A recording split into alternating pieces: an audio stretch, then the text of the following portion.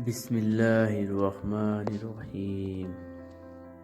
हज़रत अली ने फरमाया, 4 बातें अपनी बीवी को कभी मत बताना। नंबर 1, कभी बीवी के सामने रोना मत।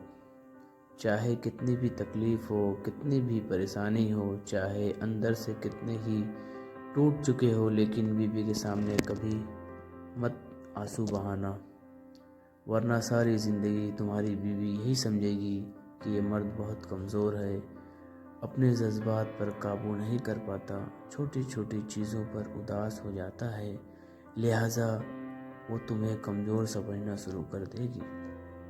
नंबर 2, बीवी के सामने उसके घर वालों की बुराई मत करना, क्योंकि एक औरत जब शादी करती है तो वो अपना घर छोड़ कर आती है